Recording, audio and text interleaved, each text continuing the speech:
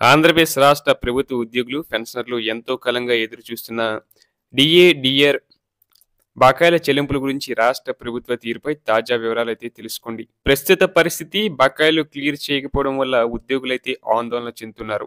ఉద్యోగులు తమ పెండింగ్ బకాయిల వివరాలు తెలుసుకోవడానికి సీఎఫ్ఎంఎస్ సైట్ చెక్ చేస్తున్నారు. కానీ ఇప్పటివరకు బకాయిలకు సంబంధించి స్పష్టమైన ఉత్తర్వులు వెలువడలేదు.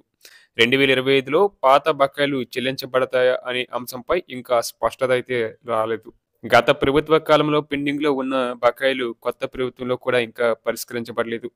అలాగే రాష్ట్ర ప్రభుత్వం ఉద్యోగులకు చెల్లించాల్సిన మొత్తం సుమారు 25,000 కోట్లు. ఈ మొత్తం డీఏ, పీఆర్సీ ఇతర పెండింగ్ బకాయిలను కలిపి లెక్కించబడింది.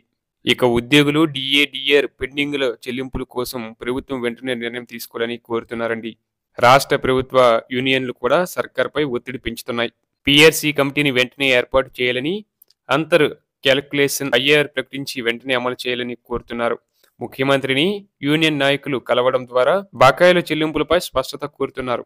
వార్షిక బడ్జెట్ 2025లో ఈ బకాయిలు చేర్చాలని డిమాండ్ చేస్తున్నారు. ఇటీవలే కాలంలో పెన్షనర్ల కమ్యూటేషన్ రికవరీపై ప్రభుత్వం ముఖ్య నిర్ణయం తీసుకుంది. 2024 అక్టోబర్ 31 నాటికి 135 నెలలు పూర్తి చేసుకున్న పెన్షనర్లు ఇకపై రికవరీ చెల్లించాల్సిన అవసరం లేదు. ప్రభుత్వం జీవో ద్వారా రికవరీ నిలిపివేయడం ఉద్యోగులకు, పెన్షనర్లకు పెద్ద ఊరట కలిగించింది. అలాగే ఆరోగ్య బీమా పథకంలో కీలక మార్పులండి. ఈహెచ్ఎస్ ఎంప్లాయీస్ హెల్త్ స్కీమ్ ఉద్యోగులు, పెన్షనర్లకు క్యాష్లెస్ ఆరోగ్య సేవలు అందించడానికి ప్రయత్నాలు కొనసాగుతున్నాయి. ప్రైవేట్ సంస్థల భాగస్వామ్యం ద్వారా మెరుగైన వైద్య సేవల మీద దృష్టి సారించనున్నారు.